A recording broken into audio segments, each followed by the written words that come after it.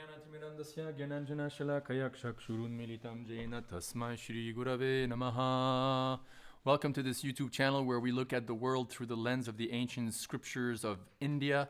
So if you're interested in Hinduism of all types, yoga, theology, if you believe in reincarnation, karma, in the gods and goddesses with small d's and God with a big D, no, G, I'm so sorry, then please do subscribe to this channel. The person who speaks is quite pretentious and, self, it's all about me. But the message of this channel is ultimately these ancient Vedic scriptures like the Bhagavad Gita, which is renowned around the world as the Bible of Hinduism, people call it. Certainly the most famous book out of South Asia for thousands of years, as well as the Bhagavad Purana or the Srimad Bhagavatam, which is described as the ripened fruit of all the Vedas. So if you're interested in Ayurveda or just the Vedas in general, then please do subscribe. Thanks for being here.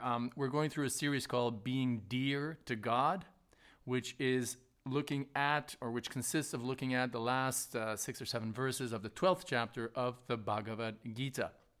And this applies to us because we all, if we do believe in the divine, if we do believe in God, then it's in our best interest, and we do want to be dear to God, right?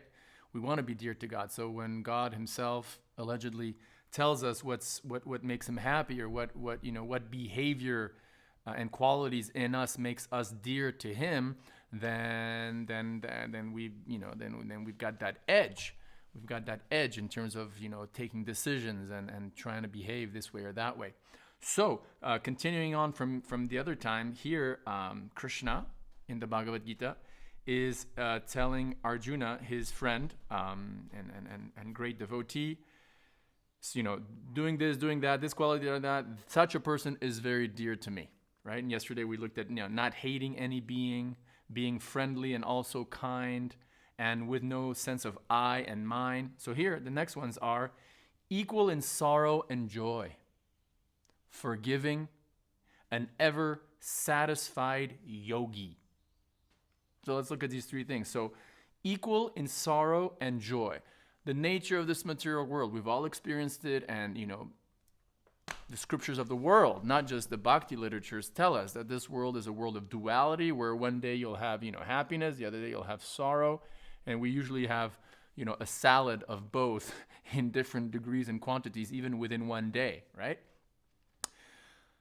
We may go through some, astrological periods in life where there's some, some extra karma, that's, some bad karmic reactions that are being, administered by the demigods and ultimately by ourselves, because we planted those seeds in the first place in a past life. And one of my favorite verses in the Bhagavad Gita, in the same 13th chapter, is actually just a few verses later, where Krishna says that that the soul alone. It's in the in 13. Here we're in the 12th chapter. Sorry, so in the 1320, Krishna says that the individual soul is responsible for his experience of happiness and distress in this world. So in other words, someone shouldn't complain, oh, well, I had an abusive father, or I had an abusive mother, or, some foreign nation invaded us, or, someone ripped me off in a lawsuit, or whatever it is. I mean, those are the immediate causes, but we're told, don't be angry with the instruments of your karma. Here's the verse in 1320, Krishna says, right, soul is said to be the reason for the experience of joy and sorrow, right? So coming back to our, what makes God pleased with us, this idea that, hey, if you're not, if you're equal in sorrow and joy, you please God, because there's different ways to look at this, but one certain way to look at it is that, first of all, as we said, like this world is dualistic. One day happiness, one day unhappiness. One day hot, one day cold. One day black, one night cold, black, one day light, and so on and so on. So, when someone lives his or her life remembering and behaving in such a way that, hey, look, we're in the world of duality. So since this world is by nature a world of duality, let's not get worked up when we get, grief or when we get extreme joy, because either ones are part of this duality. What really counts is to be spiritually situated, strong spiritually. That center, that common denominator above which there's the waves of happiness and unhappiness. If you're spiritually deep and strong and happy, because, being very spiritual means you're deeply satisfied within the soul, then that's pleasing to God. I remember an anecdote, one Vaishnava, one devotee of Krishna, who I hung out with for about 4 or 5 years when I was living in an ashram in Los Angeles. He was the head pujari, the head priest in terms of a ritualistic, the ritualistic aspect of Hinduism, where he was, in charge of the different other priests who were worshiping, offering flowers, incense, lamps, and so on to a deity of Radha Krishna in Los Angeles.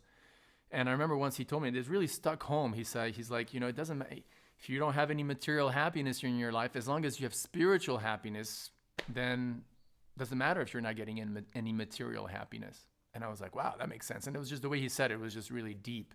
And it's true. Like, in this world, the Bhagavad Gita says this world is a place of suffering. So there's, mostly suffering actually, but then there's some moments of happiness. Like the analogy is given, that you have a person that you dunk underwater, and then just about, when he's about to die, you dunk him out. You take him out and he takes a breath of fresh air, and then you dunk him in again.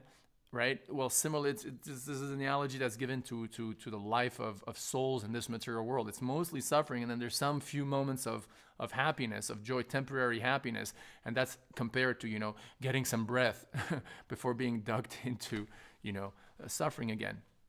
So in either case, whether you have these few moments of happiness or a few moments of or a lot of moments of suffering, one who is basically always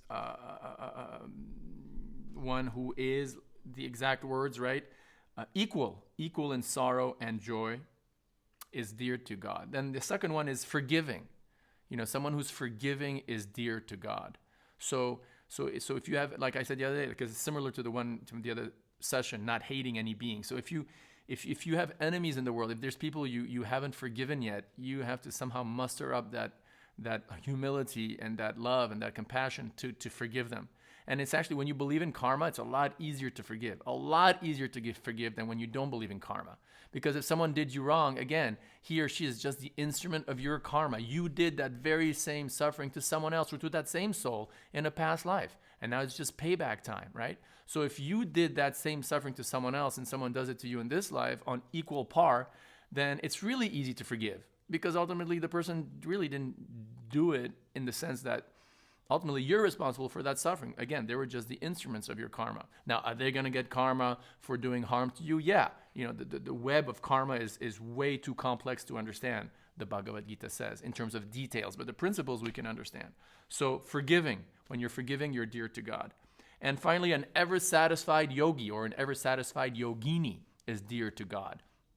So a yogi is, someone who's established in yoga, and not just the asanas, but in yoga in the deep sense of being connected, linked with God, right? And ever satisfied because, hey, if you're experiencing bliss and ananda and satisfaction from your relationship with God, because you're experiencing that reciprocation from God on a daily basis, then you're satisfied. You're satisfied. And so that pleases God, when you're not hankering for things that you don't have, or lamenting for things that you could have had or you didn't have, and you're lamenting for things that you lost, or hankering for things that you don't have or you could have had, and so on. That is not as pleasing to God as someone if you're somehow satisfied in yourself. But again, being satisfied in yourself, especially in the Bhakti tradition, means satisfying God. Because you can't be satisfied unless God's satisfied. And since there's a difference between you and God, you're one with God, but you're also different from God. They're two different persons. So pleasing God and having God be pleased with you automatically makes you an ever-satisfied yogi or yogini.